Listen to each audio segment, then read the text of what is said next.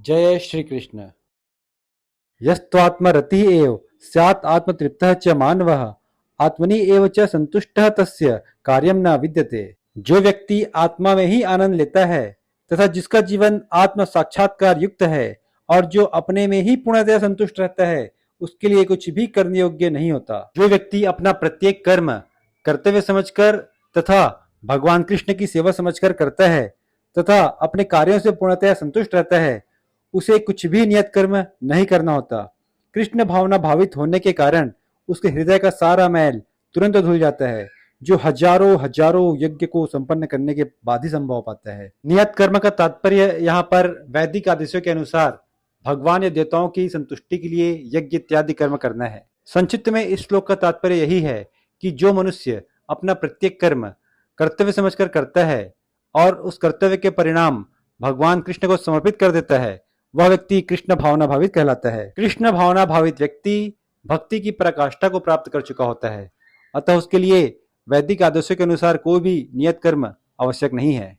नैव तस्य कृतेन अर्थो न अकृतेन है कश्चन न च अस्य सर्वभूतेषु कश्चित् अर्थ विपाश्रयः। स्वरूप सिद्ध व्यक्ति के लिए न तो अपने नियत कर्मों को करने की आवश्यकता रह जाती है, न ऐसा कर्म न करने का कोई कारण ही रहता है।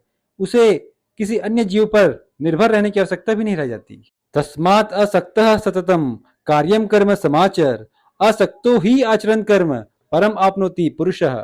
अतः कर्म फल में आसक्त हुए बिना मनुष्य को अपना कर्तव्य समझकर निरंतर कर्म करते रहना चाहिए, क्योंकि अनासक्त होकर कर्म करने से उसे परब्रह्म की प्राप्ति होती है।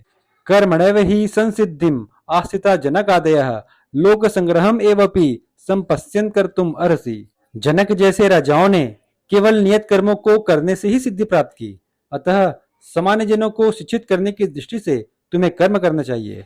यहाँ पर भगवान कृष्ण अर्जुन को यह शिक्षा दे रहे हैं कि पूर्ण ज्ञान में स्थित होने के बाद भी और मेरे यानी भगवान के प्रति पूर्ण समर्पित होने के बाद भी तुम्हें जन समुदाय को शिक्षित करने के उद्देश्य से कर्म करते रहना चाहिए, जैसे राजा जनक ने किया। वैसे तो राजा जनक जगदम्बिका सीता के पिता एवं भगवान श्री राम के ससुर थे। चूंकि वे मिथिला के राजा थे, अतः उन्हें अपनी प्रजा को यह शिक्षा देनी थी कि कर्तव्य पालन किस प्रकार किया जाता है। भगवान कृष्ण एवं उनके सखा अर्जुन को कुरुक्षेत्र के युद्ध में लड़ने की कोई आवश्यकता नहीं थी, किंतु उन्होंने जनता को यह सिखाने के लिए युद्ध किया कि जब सत्परामर्श असफल हो जाते हैं तो ऐसी स्थिति में हिंसा आवश्यक हो जाती है।